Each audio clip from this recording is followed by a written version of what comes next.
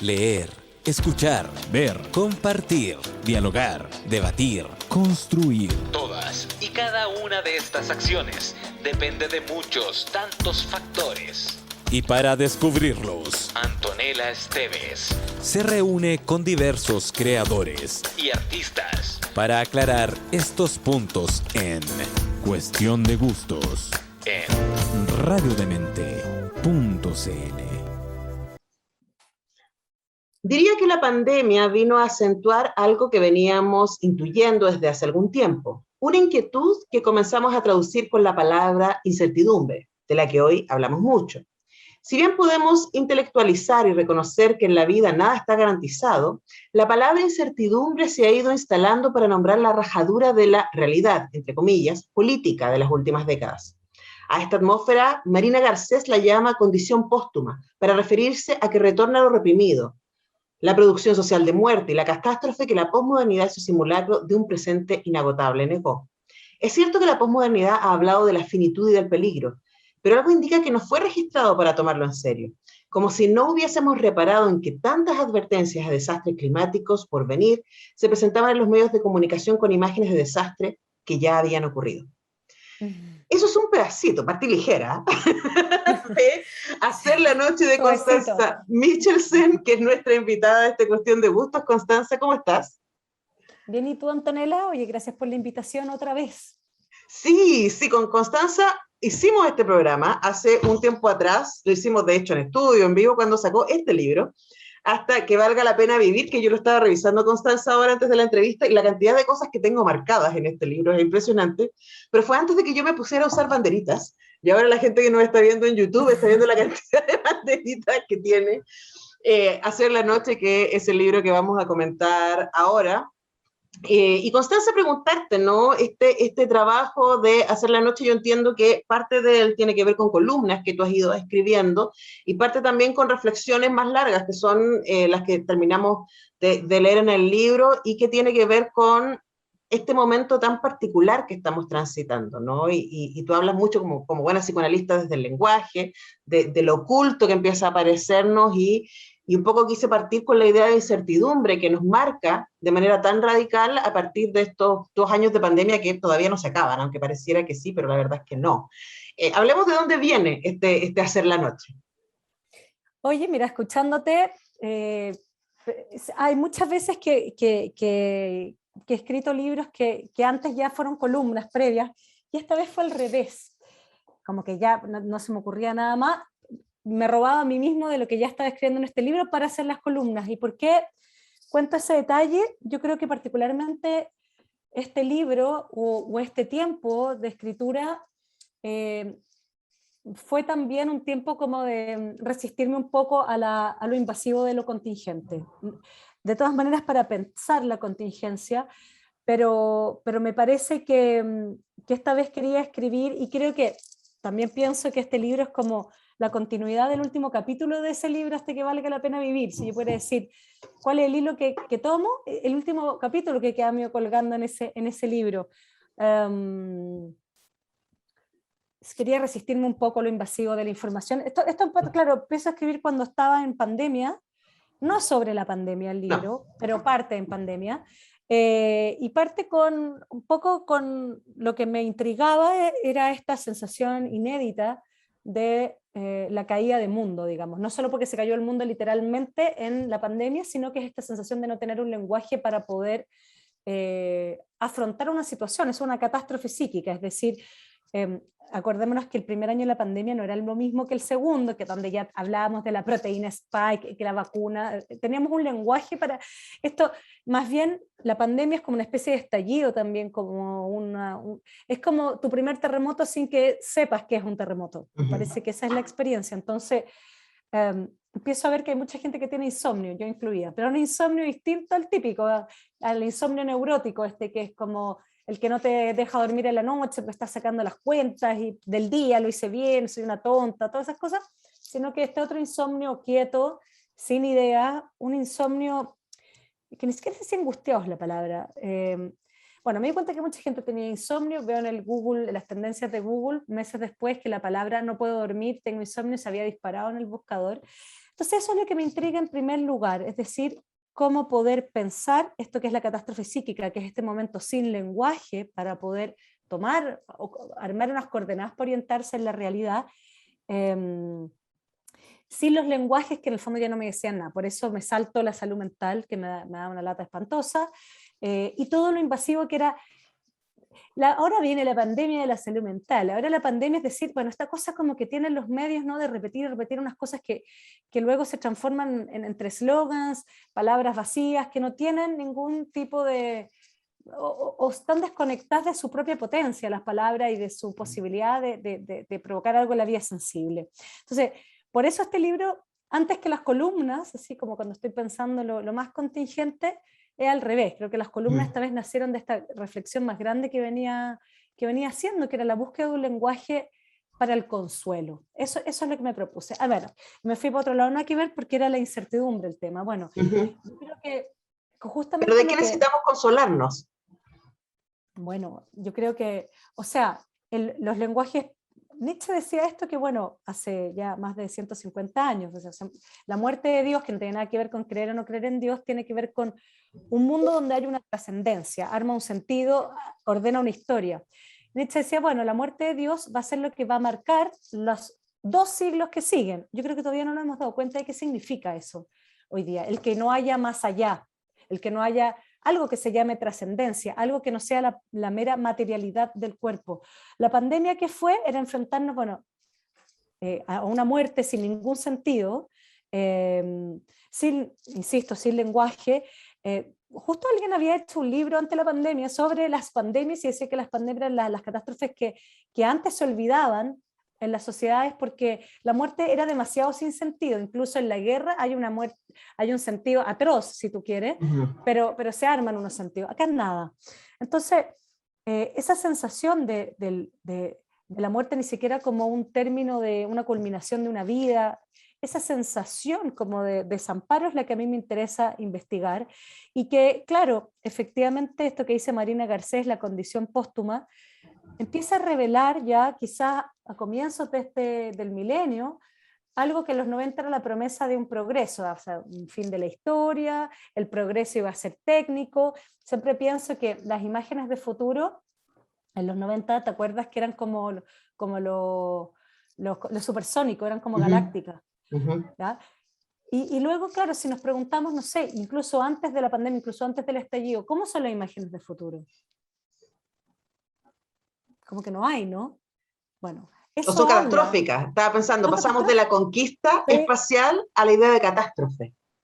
Exacto. Entonces, además, si no hay futuro, al menos no hay imagen de futuro, hay que inventarlas desde luego, pero si no hay, antropológicamente, ¿en qué lugar nos deja? Sin mañana. Sin mañana hay nihilismo. Sin mañana, después hablan, ay, esta cuestión de la salud mental, pero bueno, ¿qué salud mental queremos si en el fondo no hay mañana? Ese es el punto, me parece que ese es el punto del libro y que claro, la incertidumbre que revela o acentúa la pandemia, que es decir, bueno, acá pueden pasar estas cosas, se puede caer el mundo, me parece que la idea de que, bueno, volveremos a la normalidad, nos dimos cuenta que, oye, ahora hay una guerra, es decir, parece que esto se podía caer. Sí. Y hace rato que estábamos en eso y quizá, bueno, lo que escribo ahí, que cuando en la tele salen las imágenes de las catástrofes por venir, son imágenes de cosas que ya pasaron, digamos. Claro, yo creo que lo que nos enfrentamos, y tú hablas de eso bastante en el libro y vamos a volver a eso después de la canción, tiene que ver con la certidumbre de nuestra propia vulnerabilidad, ¿no? Y como que lo que se cayó fue la fantasía de control, esta idea de que nos creamos una trascendencia a nosotros mismos. Y eso como está absolutamente fuera de nuestro control. Vamos a volver sobre eso. Estamos hablando con Constanza Michelson sobre su nuevo libro, Hacer la noche, que prende un montón de ideas súper interesantes. Dormir y despertar en un mundo que se pierde, es la bajada del libro. Y ahora vamos a ir con una canción. Constanza, ¿vamos a escuchar algo? ¿Ya sabes qué vamos a escuchar? Sí, ya la tengo acá anotada. La canción se llama Nantes y es de Beirut. Ya, pues vamos a escuchar eso. Estamos haciendo Cuestión de Gustos con Constanza Michelson. Quizá esto sea solo un paso más de un viejo problema, la comodidad respecto de nuestra libertad. Estamos obligados a elegir, aun cuando creamos que no lo hacemos. Lo terrible y asombroso es que lo hacemos bajo condiciones complicadas. Elegimos, a pesar de estar sujetos a un cuerpo y sus determinaciones, a un mundo, a los otros. Elegimos llenos de amarras, sin certezas, en conflicto, pero, así y todo, estamos condenados a nuestro pedazo de libertad. En su libro Acerca del mal, Rudiger Safransky propone dos lecturas diferentes sobre la caída del paraíso. La primera es que nuestro devenir en el mundo empieza cuando a Dios se le ocurre que podemos elegir comer o no la manzana. Es precisamente la invención de la prohibición la que crea el mal y a la vez nos condena a la libertad. Se trata del momento de la ética, elegir. La otra lectura, la idea del mal como algo externo, dice es posterior, cuando las interpretaciones del mito se encarnan la serpiente, las brujas, los judíos, los inmigrantes, la derecha, la izquierda, siempre los otros. Luego el clivaje se sitúa fuera de nosotros. La libertad es un tremendo tema y estamos con Constanza Michelson para que lo comentemos. Es parte de los muchos temas interesantes que están en Hacer la Noche, dormir y despertar en un mundo que se pierde. Y sabes que estaba pensando en esto a propósito de una entrevista que hice esta semana a Pablo Masi de Bonobo Teatro, de este momento que estamos viviendo, particularmente, ¿no? El Chile constituyente. El Chile, además, liderado por jóvenes que hace solo 10 años atrás estaban en las calles marchando por una educación gratuita y de calidad. ¿Qué pasa cuando las buenas intenciones llegan al poder? ¿Y qué sucede ahí con la realidad de la libertad al interior de posibilidades, ¿no? Y yo creo que, porque estaba pensando en ese contexto, leyendo tu libro, se me cruzaron esas ideas, Constanza. ¿Cómo sientes tú que dialogan? Bueno, súper interesante, pues la muestra que de alguna manera la libertad está acotada por algo que se llama la realidad, la responsabilidad, los otros, sujetos, digamos. Siempre estamos sujetos a algo, de eso estamos hechos. Ahora, mira, sobre la libertad, esto no está en el libro, pero creo que es lo más interesante, o está tan bien escrito que es lo que la mejor cosa sobre la libertad que he leído, no sé, el último mes. Pero seguramente se me va a quedar fijado mucho tiempo más. Y es sobre un capítulo de Gabriel Josipovici, que tiene un ensayo sobre, es un crítico literario, sobre la Biblia. Y dice, la Biblia se puede leer de manera abierta o cerrada. Entonces dice, la Biblia en realidad tiene varios problemas. Tiene, no sé, unos personajes que de repente aparecen como un segundo, pero son súper importantes. O sea, dice, cualquier profesor de taller literario te diría eso no se puede hacer, o sea, o desarrolla el personaje o lo sacas, pero luego está escrita sin jerarquías, es como que Dios hizo la tierra, hizo el mar, hizo los animales, no está como, hizo esto y luego lo otro. En las traducciones está escrito así, pero él dice, no está escrito así, ¿no? Entonces es como que no tiene jerarquías, tiene estos personajes y además pasan unas cosas terribles que de pronto no tienen ninguna explicación ni ningún sentido. Y ahí viene la teología, la moral también, que son maneras de ajustar el sentido. Dice, no, esto es por esto y la lección es esta. Dice, no, entonces hay evangelios que fuerzan más el sentido, hacen más teología que otros. Entonces dice, por ejemplo, yo no soy experta en Biblia, estoy repitiendo lo que él dice, pero dice, por ejemplo, el de Mateo, cuando Jesús dice, Dios, ¿por qué me has abandonado? Entonces como que hay otros como que la tratan de arreglar, sin sentido, dice, bueno, igual lo abandonó, pero no lo abandonó tanto, y bueno, ya sabemos lo que pasa después. Es verdad, dice, Mateo es muy descriptivo. O sea, Mateo no lo salva, lo deja ahí abandonado. Y lo que él dice, el autor, dice, bueno, es que a veces eso ocurre, a veces la vida es injusta, en la vida pasan cosas que no tienen ningún sentido. Y dice, la Biblia en ese sentido puede leerse de manera abierta, es decir, como un relato totalmente realista, del sinsentido que somos, digamos. Pero lo importante es que la Biblia muestra que se puede elegir cómo responder. Y eso es la ética. Es decir, ahí frente a ese sinsentido, y uno mató al hermano, otro hizo un pueblo, otro dio una vuelta. Y dice otra cosa más respecto de la ética, respecto de la libertad que hay en el sinsentido, digamos. Dice, además, hay que entender que esta historia sigue, por eso no hay una lección, porque los que ganan en un capítulo, después en el otro son malos y pasa otra cosa y se dio vuelta la historia, digamos, ¿no?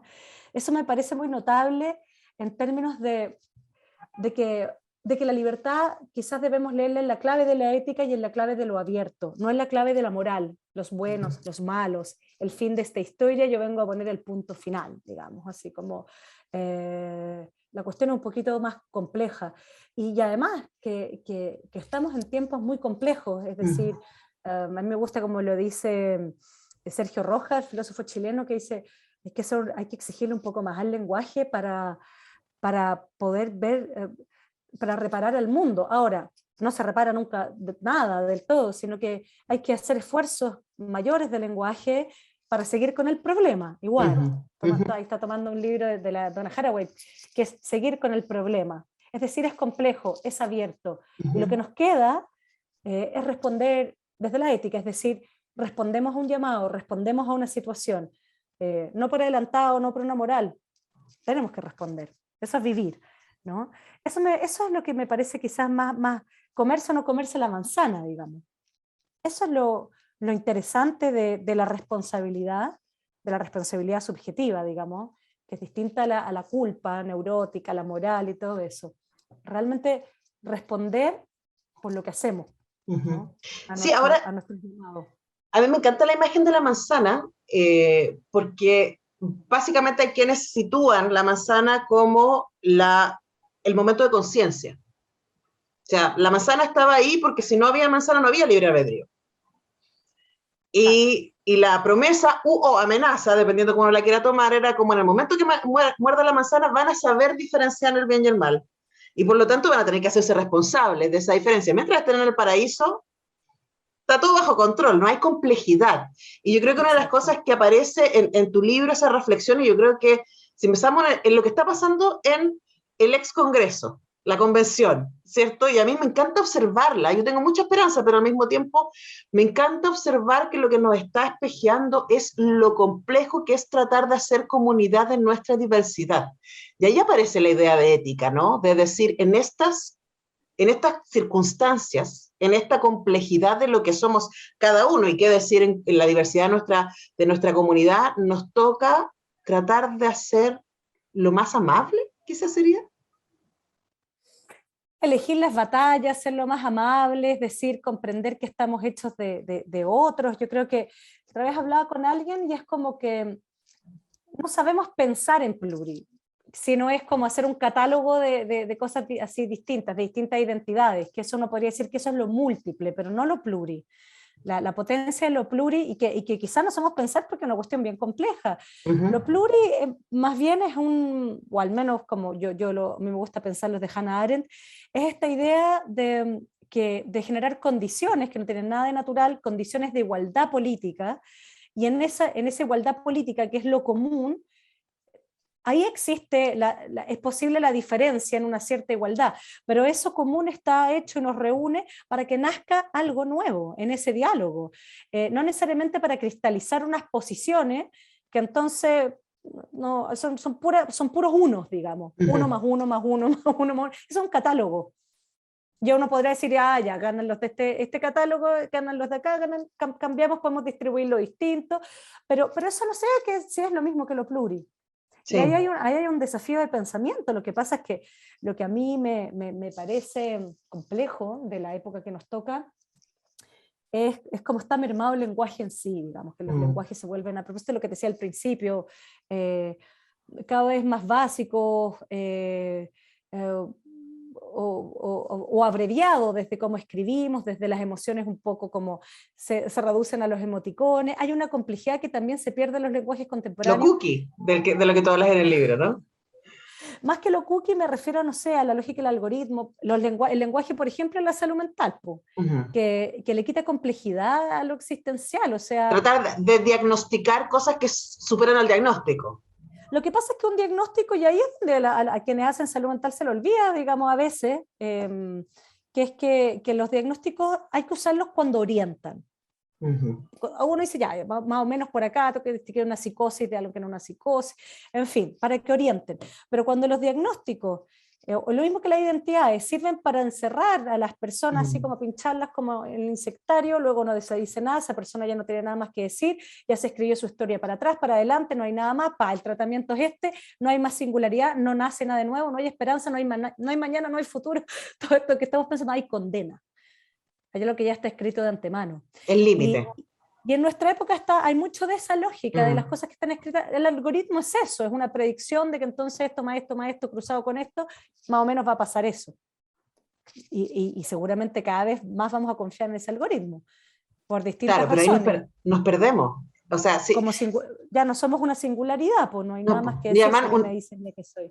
una complejidad, o sea, es como si algo somos, es pura complejidad y contradicción y cambio y tensión, ¿cierto? No somos simples. Yo creo que ese es el problema con el algoritmo, es tratar de simplificar.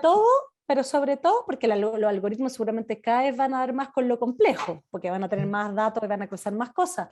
Pero el punto, y aunque no el algoritmo fuera súper predictivo así, respecto de lo que yo voy a decir ahora a continuación, no sé, ponte tú, el punto es si acaso puedo yo no repetirme a mí misma y si de repente entonces puedo decir otra cosa, nada que ver.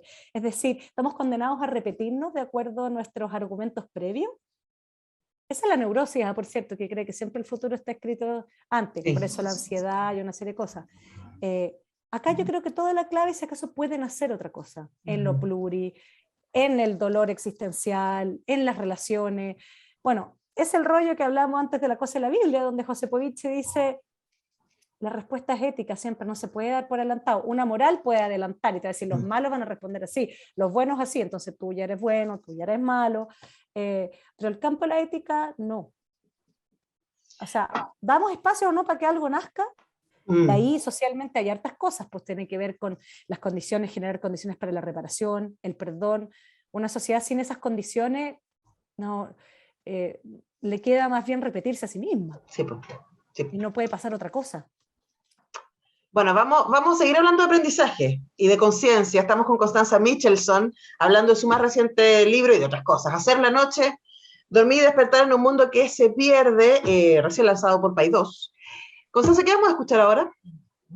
Estoy viendo que podríamos escuchar otra canción que me tiene pegada, una de Francisca Valenzuela, que se llama Ya no se trata de ti. Tremenda canción. Hablando de aprendizaje, ¿no? Estamos haciendo cuestión de gusto con Constanza Michelson. La proximidad es una distancia decisiva. Lo próximo es la experiencia de lo que llama, concierne, pero no se posee. Aun cuando se confunda proximidad con fusión, la proximidad es del orden de la experiencia en la intemperie, no en el paraíso. Como dice Esquirol, en la intemperie hay afectación infinita, misterio y deseo. La proximidad es una luz en la noche. Esa es su cualidad exacta. La mirada de la proximidad implica una distancia respetuosa, no por imposición moral, sino porque antes colapsa frente a lo que no es propio. Es una distancia que constituye a lo otro como alteridad, pero a la vez es una cercanía que alcanza para que aquello que se ve importe. Yo leí esto, ¡pah! Y mi cabeza explotaba. Porque esto está en un contexto de un capítulo en donde nuestra invitada Constanza Michelson está hablando del amor y cómo uno se vincula románticamente, eróticamente, emotivamente en estos contextos, pero también uno podría hablar eso con relación con el respeto al otro, ¿no? A cómo construimos vínculos, cómo construimos sociedad sin poseer, sin querer determinar al otro, sin querer quitarle su misterio. Me quedé mucho pensando en el misterio, Constanza, a propósito de todo lo que escribes. ¿Cómo somos respetuosos con el misterio del otro y con el misterio propio, ¿no?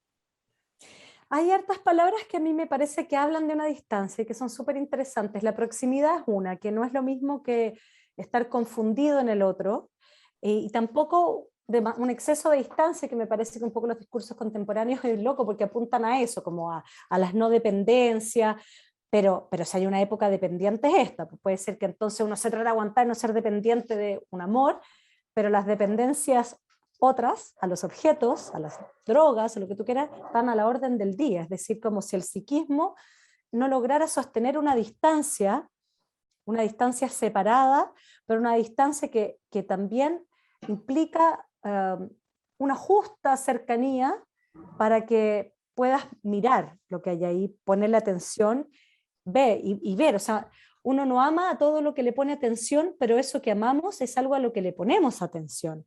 Yo, por ejemplo, pensaba en la cuestión de la vida Zoom, esta cosa como que nos deja la pandemia, no de las cosas Zoom, que está súper bien porque nos salvaron la vida. Yo pensaba, hay un montón de cosas que en realidad siempre debieron haber sido así, o sea, las reuniones de apoderados, ponte tú, yo pienso, siempre debieron haber sido así. O las reuniones internacionales, ¿no es de verdad necesario que la gente viaje para reunirse 2 horas? Claro. Bueno, un montón de cosas que podrían haber sido, bueno, en fin. Pero el punto es que igual se instalan, hay como unas reglas tácitas que se empezaron a quedar. Primero quizás por razones técnicas, que era bueno, puede estar sin prender la cámara, no todos tienen buen internet, se cae, además proteger la intimidad, qué sé yo, de la casa, o sea, lo que sea. Pero se fue instalando el que en las reuniones se puede estar con la cámara apagada. Y yo pensaba, o al menos a mí cuando me ha tocado hablar en algún lugar con hay puras cámaras apagadas, siento una desazón, que digo, prefiero ver tele. La verdad es que esto no hay ni un erotismo acá, no pasa nada. Y además pienso que el hecho de tener que ir a algo, porque en lo presencial estás obligada, por ejemplo, y estás obligada a sentarte y a hacer como que pones atención, que ya es un gesto de atención. ¿Me entiendes? Al otro.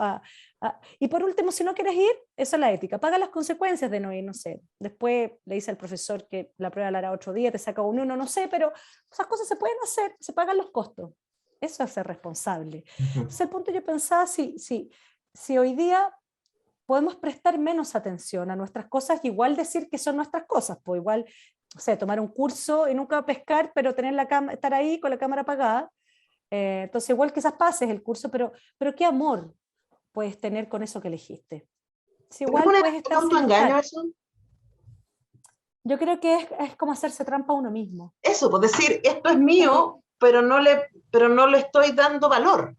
Exactamente. Luego lo que se pierde es sentido. Entonces, o sea, el ejemplo de Zoom es quizás es un buen ejemplo para lo mismo que yo pensaba, escuchar los audios en rápido. Claro, hablas ahí de la adicción al 1 por 5. Al 1.5, al 1 por 5, claro, puedes comprimir al otro, es decir, podemos prestar cada vez menos atención. Y no es menor que la cosa de la salud mental hoy día de los grandes trastornos tengan que ver con la atención, la hiperactividad, los problemas de atención, la falta de deseo, que es la depresión, desde luego, la ansiedad, que también es un no poder soportar el paso del tiempo, la espera. Son todas cuestiones que hablan de que las enfermedades de la época tienen que ver con la dificultad de atender. Y el punto es que el amor tiene mucha relación con la atención. Poner atención, dar tiempo, es un acto de amor, digamos, ¿no? Eso es lo desesperante del amor cuando alguien no te escucha, no te da tiempo. O sea, es muy fácil sentirse no querida en esas condiciones, o darse cuenta con los hijos también. O sea, yo siempre pienso, uno siempre está apurando a los hijos. Y hay cosas que no se pueden apurar. Ese es el punto. Y yo creo que hay cosas que eso sí, en la política también, digamos, ¿no? Hay esperas que son expresiones de poder, no sé, una sala espera, el no generar cambios políticos, pero al mismo tiempo El clavar el hay esperas visto. también, hay esperas que son necesarias para que ocurran ciertas cosas nuevas, por cierto. Una de ellas es el amor. La democracia también requiere un tiempo. O sea, lo que estamos viendo en la constituyente, les falta tiempo. O sea, les falta tiempo, eso es verdad, ¿no? Creo que tenemos aquí un problemita con el tiempo, además de que nadie tiene tiempo. Entonces, ¿qué pasó? Pero claro, ahí yo te leía y pensaba en eso, es como, ¿por qué nos apuramos? ¿Tiempo para qué? Ganar tiempo. ¿Qué significa perder tiempo? ¿Qué es eso? ¿Cuándo pierdo tiempo? Cuando no estoy produciendo nuestra propia lógica, es como, no estoy perdiendo tiempo. Es como me voy a tomar un café mirando las hojitas, un poquito así como en esa película de Pixar, una de las últimas, ¿no? Es como ver las hojitas, ¿es perder tiempo? ¿Quién define eso? Exacto. ¿Cómo se habita el tiempo? Ese es el punto. O sea, lo vamos hay aquí una cronología que se acelera y vamos a ir igual de apurados que eso, o bien están poco, en el libro lo que trato de hacer es como pensar qué instancias son de tiempo suspendido, que es como esta especie de tiempo vertical que corta la línea cronológica y que son el amor. Pues cuando estamos enamorados es como si no hubiera tiempo, es sin tiempo, ¿no? Las horas no pasan, o se hacen eternos los momentos. En el amor, en la amistad, en la risa, en el arte, En el placer. en la lectura. Hay esos momentos que son sagrados, de cierta manera, y que no corren bajo la lógica de la cronología. Ese tiempo suspendido, me parece que si no existe, no vale la pena vivir, digamos. O sea, eso es, si me preguntaran qué es la salud mental, creo que más bien tiene que ver con eso, con que la ciudad, la vida, pueda generar instancias, permita de tiempo para hacer estas trampas al tiempo, para que pasen otras cosas en la vida. Me Sí, parece que... Ahí. Pero también eso es muy contemporáneo, ¿no? El otro día leí un libro de recetas que contaba que los relojes aparecieron al final, los relojes en la casa, ¿no? Aparecieron en algunas casas a finales del siglo XIX. Entonces, que no se podían medir las recetas porque no había relojes. Y yo me imaginaba así como, qué loca la vida sin reloj. La vida guiada por la salida del sol, básicamente, y por lo tanto que va cambiando a medida que va cambiando el año, la temporada, etcétera, ¿no? O sea, es como la lógica productivista también nos mete Oye, esta manera de pero habitar. ponte tú, estos días de cambio de hora, ¿no te has despertado mucho mejor? Despertándote con luz, digamos, o más cerca de la salida del sol, que hace unos días atrás. Me parece que es como tan evidente como de repente vamos en contra de los ritmos propios de lo que es vivificante. Creo que ahí es la cuestión de que lo que hoy día se pierde es el sentido, que las cosas tengan sentido de vida, que no son los grandes sentidos, así como, oh, voy a hacer esto para... sino que haga sentido, que sean chispitas de deseo. Yo creo que por ahí... pero nada, bueno, el amor se ubica en ese terreno, entonces el punto del amor es como la atención, algo tiene que ver con eso para que los cuerpos sean vistos con amor. Un cuerpo que no es visto es maltratado. Ahí yo pongo en ese capítulo un cuento que me gusta mucho de Germán Carrasco, donde él dice que escucha, bueno, no sé si es él, digamos, un cuento, pero dice que escucha a unos alumnos de una universidad de medicina, de una escuela de medicina privada, dice, se llama el cuento o algo así, dice que la manera en que estos jóvenes hablan de sus pacientes con un desprecio, pero dice que no es que sean malos quizá, es que los ven como el lenguaje de su disciplina les permite verlo, Claro, más carnes, digamos, claro. ¿no? Pero él se pregunta al poeta cómo ve, dice, no, pues esos cuerpos hediondos, como dicen estos alumnos, qué sé yo, con pus, no sé qué, son cuerpos que alguien amó, que amaron, que, no sé. Que le hicieron cariño en el pelo, dice. Le hicieron cariño en el pelo. Pero de nuevo, claro. Es volver al tiempo, ¿no? Es traer de vuelta el habitar humano en donde le resulta propio. Quizás ahí hay un espacio. Vamos a hablar de cómo volver a eso en nuestro último bloque, pero ya es momento de ir a escuchar una nueva canción. Como ven, con Constanza Michelson podemos disparar conversaciones largamente y un poco, esa es la idea de, creo yo, hacer la noche, el detonante de la cantidad de cosas que aparecen aquí. ¿Qué vamos a escuchar ahora? Ya, te tengo una a propósito del amor. El lado oscuro de tu corazón, Marineros. Ya, pues vamos a escuchar eso. Estamos haciendo Cuestión de Gusto con Constanza Michelson. La melancolía puede ser feliz cuando logra conjurar la muerte, hacerle trampa al tiempo y convertirse en esperanza. El arte, no solo su producción, sino como una forma de mirar distinta a la del turista, entre comillas, quien, como decía Calazo, mira pero no entiende nada, puede tener la cualidad del truco cairótico. La melancolía es el puente de acceso a un mundo intermedio sin la ansiedad del reloj. Aunque puede manifestarse como angustia, no vale la pena pagarla con tanta prisa, no al menos sin antes escuchar su señal. El llamado a un acto decisivo, que no es lo mismo que un heroico, implica tomar el riesgo de actuar y asumir las consecuencias subjetivas de ello. Benjamin decía que la única forma de sortear el suicidio es evitar el heroísmo, porque a fin de cuentas, esta es la reacción épica al fracaso de la voluntad. El heroísmo y el orgullo de la voluntad son disputas y triunfos en el tiempo común, y son también un fracaso garantizado en algún punto. El vencedor necesita siempre vencer sobre alguien. Ansiedad en el orgullo, un apuro por el punto final. La espera, en cambio, no bajo la forma del conformismo, sino como duración, suspende la caída, esa caída del paraíso, que es el costo de nacer, y permite que nos alcance un sol adicional, sin el cual, como afirma J.J. Hemsen, empezamos a morir. Qué bonito esto, Constanza Michelson. ¿Te gustó? Me encantó. Oye, sí, pues que la melancolía no, bueno, ya nadie habla de melancolía, digamos. Se habla de depresión, ¿no? Que es la parte como amarga de la melancolía mala. Eh, pero la melancolía, como fue tratada en otras épocas, tenía este otro componente que es el dulce amargo, ¿no? Que es esa tristeza feliz, una La especie de saudade, nostalgia alguien me que, puso ahí en el Instagram cuando puse esto. sí, el saudade, que es la nostalgia de lo que no fue, pero tiene una cuota de belleza, ¿no? Que en el fondo te inspira, puede ser creadora, es como donde converge memoria y anhelo también, y deseo. Y esa melancolía, bueno, existe, tendrá otros nombres hoy día, pero se la desapega con el discurso sanitario sobre la salud mental. Eso es lo que a mí no me gusta, que es muy tecnocrático, Pero ¿no estos será, discursos de la salud mental. ¿Mm? Constanza, que la depresión aparece cuando negamos nuestra base melancólica?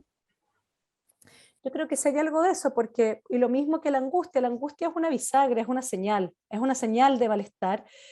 ¿Y por qué digo que es una bisagra? Porque la angustia puede llevarnos a querer cerrarla, convertirla en... La angustia es algo muy abierto, es cuando, a propósito de perder un mundo, es como un ataque pánico, se te caen las coordenadas del mundo. La tentación es a cerrar en una explicación fácil, en un enemigo nítido, en un miedo, en una fobia, ponte tú. O sea, alguien con crisis de pánico que después hace una fobia, hay como un avance psíquico porque está cerrando. Ya, le da miedo las arañas, pero ya no tiene este terror abierto. En la política es decir, los malos son los de allá, pongamos una zanja. Por eso, a propósito del fascismo, digamos, es un mecanismo que es explicable desde la condición humana, y eso es lo peligroso, que ante el pánico, ante la complejidad, simplificar es una tentación. Pero la angustia, digo que es una bisagra porque tiene esta otra vuelta, que es el momento se puede transformar en pregunta.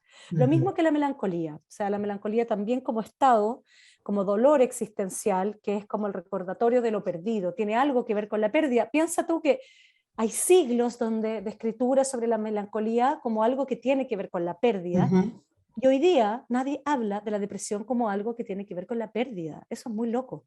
Hablan que tiene que ver con los neurotransmisores, quizá también, esto está en la biología, pero claramente todos estos dolores psíquicos tienen que ver con lo existencial también. Esos son los lenguajes que se van perdiendo.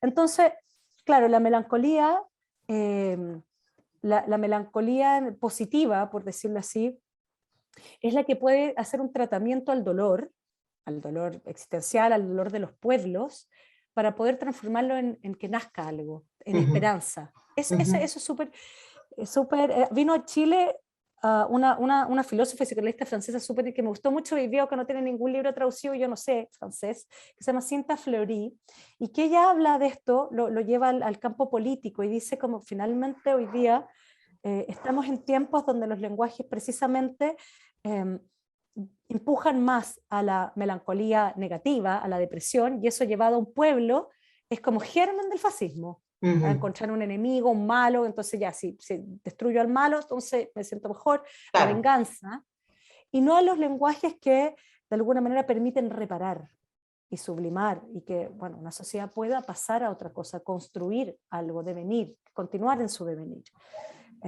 Por eso creo que hoy día la melancolía es un concepto súper clave. Yo ahí citaba a un autor que, ¿cómo se llama? Judson Peverall, que lo encontré por ahí en otro libro, donde él también hace un trabajo sobre el nazismo, y donde a él le parece que un duelo muy mal hecho, ¿no?, de los alemanes respecto a la Primera Guerra Mundial, es también en parte la semilla del nazismo. O sea, un duelo no hecho, digamos, Bueno, que otra cuestión, es puro resentimiento.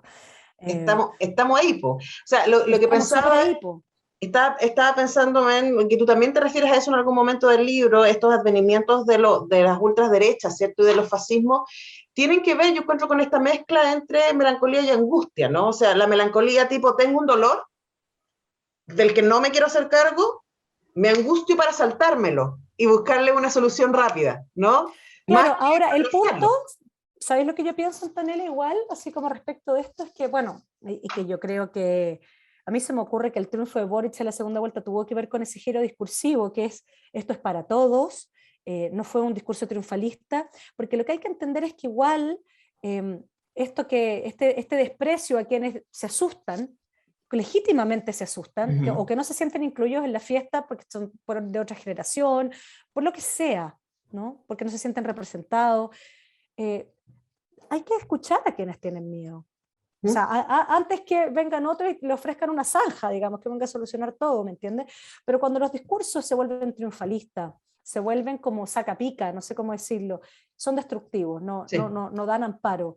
Y en la política debe ser terapéutica. Eso a mí me parece central, y eso es lo que a mí me da miedo, más bien del lado progresista, la cuestión identitaria.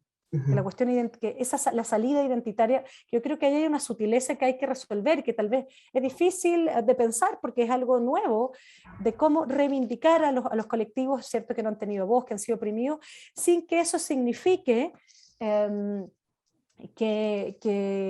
entonces, de nuevo, que los cristalices en unas categorías. Una amiga trans el otro día me decía, oye, yo no quiero estar más en un gueto, quiero cruzarme, quiero estar con los otros.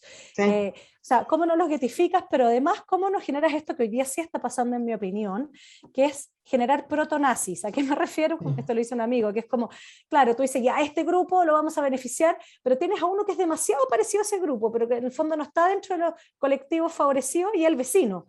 Ahí tienes un protonazi, sí. No por malo, no por fascista, no más fascista que el otro, así en términos esenciales, sino que ahí está generando otro resentimiento. A propósito de la lectura de Josipovich y la Biblia, las víctimas se mueven de lugar. Donde tú estás creando algo, están haciendo una víctima en otro lado. Por eso es que la complejidad está llena de sutileza. O sea, regenerar algo requiere pensamiento, sutileza, tiempo, justicia, autocrítica, pero sobre todo la cuestión terapéutica que puede tener la política. Sí. Yo creo que el tema tiene que ver con la conciencia de situación, y de ahí a mí me parece que tu libro aporta un montón a invitarnos a pensar un poco dónde estamos situados, tanto en términos personales como en términos sociales, ¿no? Y desde ahí quizás mirar la complejidad propia y la ajena para ir hacia un diálogo, lo que me parece que es fundamental en estos tiempos. Así que Constanza Michelson, obvio que podríamos hablar horas y horas y horas, pero espero que en esta cuestión de gustos, quienes nos escucharon, nos vieron, pudieron hacerse una idea de las muchas ideas detonantes que aparecen en Hacer la Noche, Dormir y Despertar en un mundo que se pierde. Yo aprovecho hasta que valga la pena vivir, de todas maneras, échale una mirada, que tremendos libros. Siempre un placer conversar contigo, Constanza. Muchas gracias. Gracias, Antonella. Muchas gracias por la conversación y por la lectura, que eso siempre se agradece, de verdad, ¿no? Porque son ecos. Me quedé corta con los comentarios, querida. ¿Con qué vamos a cerrar? Oye, voy a traer un recuerdo, pero a propósito de la melancolía, de cosas que no tienen tiempo, ¿eh? Quiero escuchar, me gustaría Pray for Time de George Michael. Mi disco favorito de la vida, Listen Without Prejudice, además, muy apropiado para nuestra conversación. Y con eso nos despedimos de esta cuestión de gustos con Constanza Michelson. Que esté muy bien, chao. Tú también. Qué agradable es saber que a quienes seguimos o admiramos comparten sus gustos y preferencias. El contenido que los define lo ponen a tu alcance, y Antonella Esteves lo prepara para digerirlo con una buena conversa y música. Porque al final todo es cuestión de gustos en radiodemente.cl.